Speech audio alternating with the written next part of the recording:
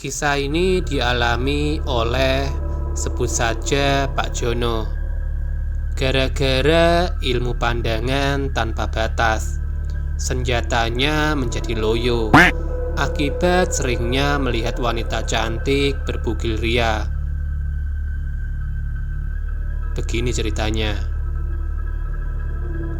Pada mulanya aku hanya coba-coba. Aku sering membayangkan betapa enaknya bisa melihat tembus pandang, meskipun dalam jarak jauh dengan radius ratusan meter. Tentu saja bisa dibayangkan betapa nikmatnya bisa melihat tubuh wanita yang mulus di depan mata, apalagi bila berdekatan dengan artis top ibu kota. Bisa kelihatan luar dalamnya. Belum lagi orang-orang yang sedang mandi di kamar-kamar hotel. Tentu sebuah pemandangan yang benar-benar langka dan tak bisa dibayangkan. Bisa dikata itu adalah sebuah perjalanan surgawi tersendiri yang tiada bandingnya. Dari banyak keinginan yang aneh-aneh itulah akhirnya aku berani menanyakannya pada Mbah Warso. Sebab di kampungku hanya dialah yang dikenal memiliki ilmu langka tersebut. Meski usianya masih muda, namun orang-orang di kampungku sudah memanggilnya dengan sebutan Mbah. Sebab ilmunya dikenal sebagai ilmu tua. Selain itu, penampilannya juga seperti seorang mbah, memelihara jenggot dan kumis panjangnya, plus gaya rambut panjang dikuncir ke belakang. Gaya ngomongnya pun tak ubahnya seperti seorang mbah, pelan dan sangat hati-hati. Karena dikenal memiliki ilmu pandangan tanpa batas, Mbah Warso semakin dijauhi wanita. Kabar yang beredar, mereka tidak berani datang ke tempat Mbah Warso karena malu tubuhnya bisa dilihat secara jelas, meski mengenakan pakaian lengkap sekalipun. Padahal sebenarnya banyak wanita yang menaruh hati kepadanya. Namun karena perasaan malu lebih besar, mereka suka menjauhinya. Oleh karena itulah Mbah Warso tetap membujang meski usianya sudah menginjak kepala 4. Nasib baik rupanya berpihak kepadaku. Beberapa orang yang meminta diajari ilmu tersebut tak pernah diberikan, meski dengan berbagai dalih dan sedikit kengeyelan. Namun Mbah Warso lebih memilih diam. Bahkan bila dipaksa sekalipun, dia akan lebih memilih ribut daripada harus mengajarkan ilmunya pada orang yang tidak dikehendakinya. Seakan ada tanda tersendiri pada calon murid yang bisa diajarkan ilmu tersebut. Tapi lain halnya denganku. Ketika aku minta diajari, dia langsung legowo menerimanya. Bahkan langsung menanyakan kesiapanku untuk mempelajarinya. Jawaban itulah yang sempat membuatku setengah tak percaya.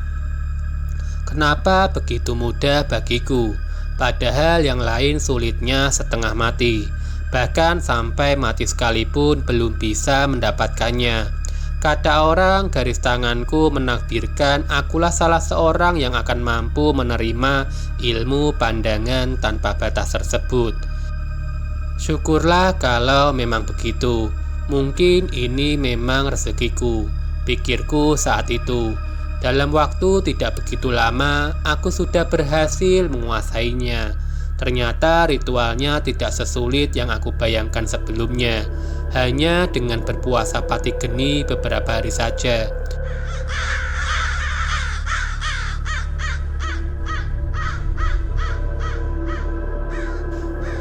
Plus lelaku yang tak seberapa berat. Keinginanku pun sudah tercapai. Dalam hitungan jari tangan, aku sudah bisa menerawang ke beberapa tempat, meski terhalang tembok tebal pun. Benar-benar gila betapa mulusnya tubuh Dian, Sari, Hilda, dan Siska. Padahal sejak dulu aku mau mengintip waktu mandi saja susahnya minta ampun. Takut kepergok orang kampung. Sejak mulai menguasai ilmu terawangan, aku memiliki hobi baru. Setiap hari selalu kusempatkan diri untuk menjajal ilmuku ini. Hampir seluruh wanita di kampungku semuanya sudah pernah kulihat tubuhnya. Bahkan istri kepala desa yang bekas foto model pun sudah puas aku pandanginya. Tak puas hanya dengan memandangi seluruh gadis-gadis, ibu dan janda di kampungku pun jadi sasaran. Akhirnya aku mengembangkan bakat alamku ke kota. Setiap memasuki terminal bis, aku selalu menyempatkan untuk merapal ilmuku lebih dahulu. Jadinya mereka yang tak ada di sekitar tempat itu seperti tak mengenakan pakaian sedikit pun. Tidak hanya tubuh wanita yang mulus saja yang bisa kulihat, tapi juga orang-orang yang sedang melakukan hubungan intim di kamarnya. Lewat ilmu pandangan tanpa batas, aku bisa melihatnya dengan jelas setiap gerakan mereka. Beberapa temanku yang sempat kuceritakan, detik demi detik permainan seorang tetangga hanya bisa mengiler mendengarnya. Ayo dong, ajari aku. Itulah ujungnya setiap aku menceritakan sesuatu pada mereka. Akibat ilmu tersebut, aku tak suka lagi menonton video porno. Bagiku, melihat langsung akan lebih bagus ketimbang hanya melihat di layar televisi. Lagian, dengan ilmu warisan leluhur itu, aku tidak usah mengeluarkan biaya sedikit pun. Hanya dengan modal konsentrasi dan sedikit waktu untuk merapal mantra, aku sudah bisa menikmatinya dengan leluasa.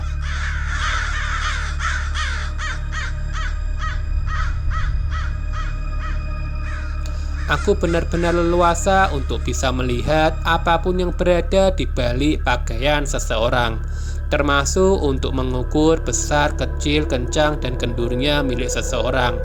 Aku hafal benar barang-barang mereka.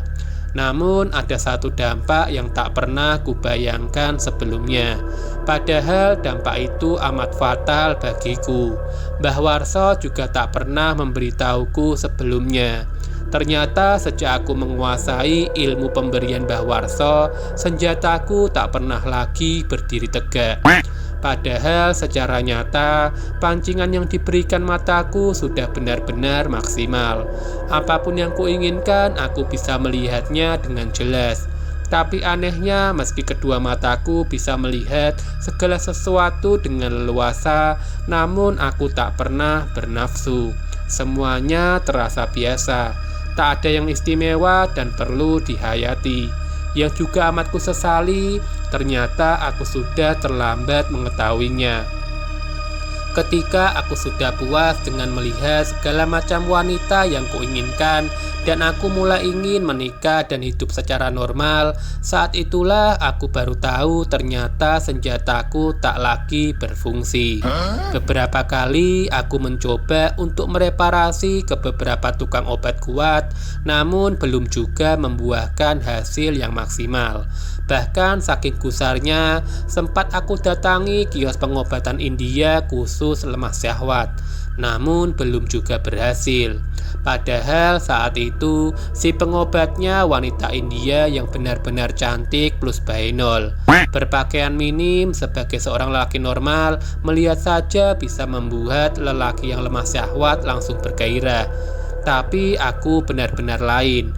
Disentuh beberapa kali pun tak juga mau bergerak. Aku pun mulai panik. Kudatangi Mbah Warso, lalu kusampaikan keluhanku kepadanya. Pikirku hanya dialah yang tahu penawarnya, karena dia juga yang memberikan ilmu itu kepadaku. Namun apa yang terjadi kemudian sungguh di luar dugaanku. Orang itu malah tertawa terbahak-bahak. Bukan cuma kamu yang merasakan hal itu, aku sendiri juga sangat menyesalinya, jawabnya dengan enteng. Saat itu darah mudaku langsung naik ke ubun-ubun.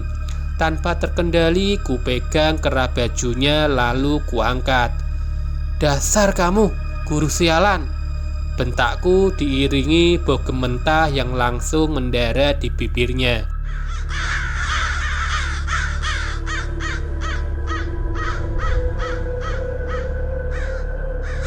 Lelaki itu terjerembab ke tanah sambil meratap minta ampun.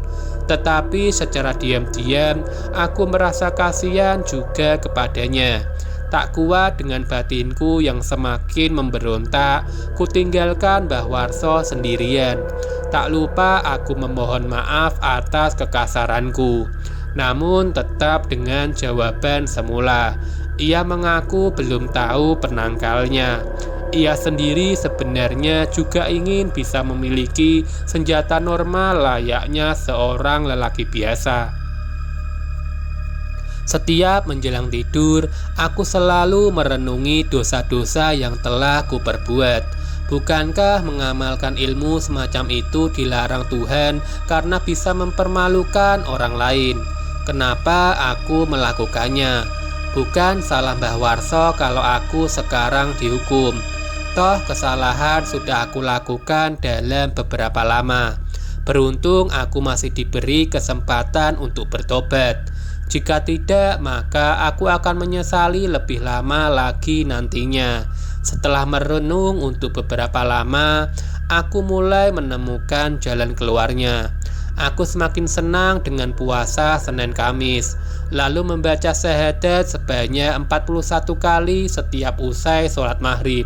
Sementara mantra ilmu pandangan tanpa batas kusingkirkan jauh-jauh. Tak pernah lagi kuamalkan, bahkan kulupakan sebisa mungkin. Beberapa pantangannya malah sengaja kulanggar. Rupanya usahaku tak sia-sia. Beberapa kali aku merasakan aliran hangat merambat dari pusarku menuju alat vitalku.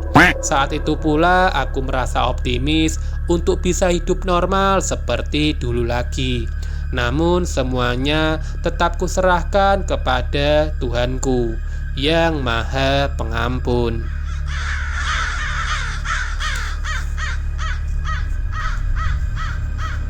Sekian cerita kali ini tentang efek buruk dari sebuah ilmu yang seharusnya tidak kita lakukan. Akhir kata, salam ketakutan.